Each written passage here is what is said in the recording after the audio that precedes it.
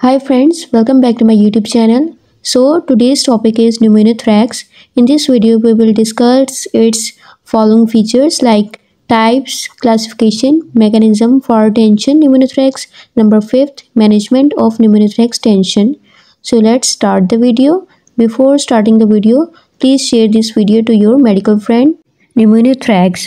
So first of all we need to know what's its definition, what are its meaning.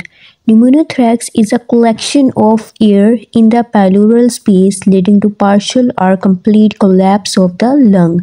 तो हमारे पास plural space में क्या हो जाता है कि एयर एंटर हो जाती है और वो पार्शियल या कंप्लीट हमारा लंग कोलैप्स कर जाता है। तो ये इसकी मेन डेफिनेशन है ऑफ न्यूमोथोरैक्स। तो ये हमारे पास एक डायग्राम है जिसमें आप देख सकते हैं कि राइट साइड पे right lung and left side पे हमारे पास हेल्दी लंग है, जिसमें हम देख सकते हैं कि हमारे पास गैस एंटर हो गई है प्लूरल स्पेस में, that is due to the trauma और एनी इंजरी, जिसकी वजह से क्या होती है कि एयर कन्वर्ट हो जाती है, अब कन्वर्ट हो जाती है प्लूरल स्पेस में। लाइक उसका एक ही एंट्री पॉइंट होता है, एग्जिट पॉइंट नहीं होता, एक्सपायरेशन नहीं करता, सिर्फ इंस्पायरेशन ही हो रही होती है। तो न्यूमोथोरैक्स हम कहेंगे कि एयर एंटर हो जाती है प्लूरल स्पेस में, तो उसको हम कहेंगे pneumothorax. Now, what are the classification of pneumothorax? Number 1, spontaneous pneumothorax. तो इसमें हमारे पास क्या आती है, primary and secondary. Primary occur without underlying lung disease, for example in young tall individual, जिसमें क्या होता है कि किसी को भी लंग डिजीज़ नहीं होती, उसमें हम क्या कहेंगे, स्पॉन्टेनियस न्यूमोथोरैक्स है। वो किसी भी यंग को हो सकती है, किसी भी इंडिविजुअल को हो सकती है। Secondary occur in individual with underlying lung disease, या किसी को लंग डिजीज़ है, फॉर एग्जांपल एस्थमा और COPD, coronary obstructive pulmonary disorder है, तो उसको हो भी न्यूमोथोरैक्स होने के चांसेस ज़्यादा हैं। Now the second type of pneumothorax is traumatic pneumothorax caused by the chest trauma, for example blunt or penetrating injury। तो ट्रोमा न्यूमोथोरैक्स किसकी वजह से होता है, किसी भी ट्रोमा की वजह से, कोई भी चेस्ट ट्रोमा की वजह से। Now the third type of the pneumothorax is iatrogenic pneumothorax caused by the medical procedure, for example central line placement और lung biopsy। तो ये किसकी वजह से होता है, किसी भी मेडिकल प्रोसीजर की वजह से हो जाता है, इसको हम कहेंगे iatrogenic pneumothorax. Now the fourth type of the pneumothorax is tension pneumothorax, which is most important, and his definition is a life-threatening condition caused by progressive accumulation of air in the pleural space under pressure।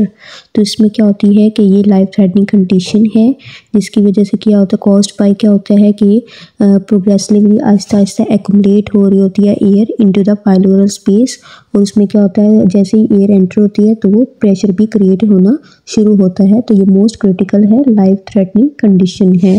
Now what are the mechanism of tension pneumothorax. तो हम इसमें mechanism पढ़ेंगे कि tension pneumothorax किस तरह बनता है। Number 1, air entry without escape.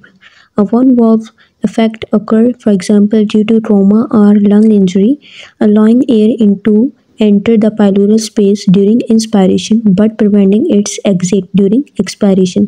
तो क्या हो रहा होता है कि वन वे वॉल्व है, इसमें क्या होती है कि एयर सिर्फ एंटर हो रही होती है, एग्जिट नहीं हो रही होती during expiration.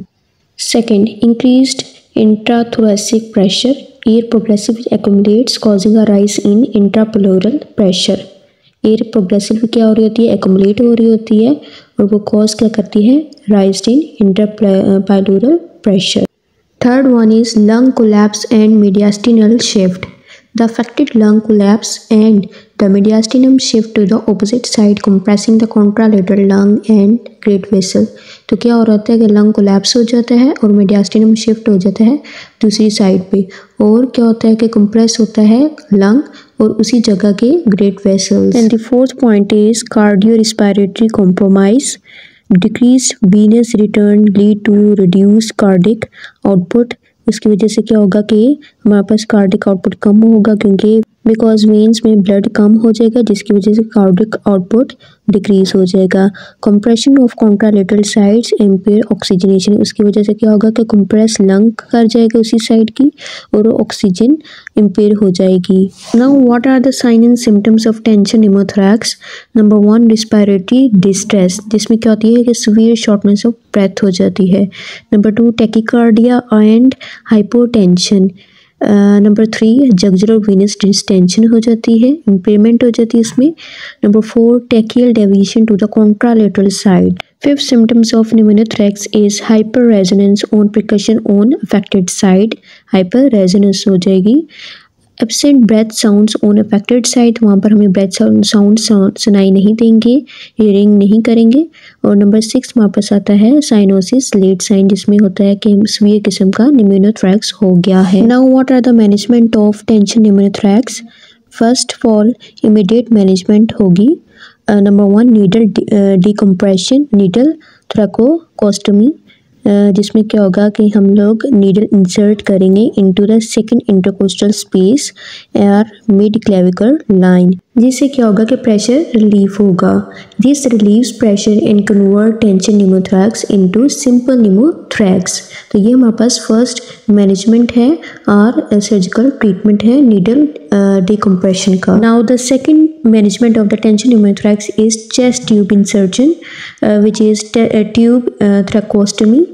After needle decompression, place a chest tube into the fifth intercostal space and make auxiliary line to continuous the drainage of air. तो इसमें क्या होता है कि नीडल की तरह हम लोग चेस्ट ट्यूब इंसर्ट करते हैं और उसमें क्या होता है कि फिफ्थ इंटरकोस्टल स्पेस और मिड एक्सिलरी लाइन पर इंसर्ट करते हैं, जिसमें क्या होता है कि एयर कॉन्टिन्यूस ड्रेन होती रहती है और उसमें ईजिली हम लोग मैनेज कर लेते हैं टेंशन निमोथोरैक्स को।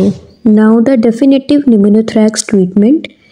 Treat underlying cause, for example surgical repair of lung injury, treating lung disease. Treating कोई भी अगर कॉज होता है like surgical repair of injury है या ट्रीटिंग लंग डिजीज़ है, तो हम उसको पहले कॉज को पहले ठीक करेंगे, उसको ट्रीट करेंगे। Then monitor and manage complication, for example persistent air leakage and infection. हम मॉनिटर करेंगे और मैनेज करेंगे कॉम्प्लिकेशन को ताकि फर्दर आगे डैमेज ना हो। सो स्टूडेंट्स, ये थी हमारा आज का lecture pneumothorax, its classification, types, sign and symptoms of tension pneumothorax, what are the mechanism of tension pneumothorax and what are the management of pneumothorax। I hope आप लोगों को मेरी वीडियो पसंद आई होगी और if you like this video then please subscribe and share this channel to your medical friend and thanks for watching। and if you need more content of this lecture series then do let me know in my comment section। I am ending this lecture by sharing this beautiful quote by Jessim West। A broken bone may heal, but the wounds a word open can fester forever।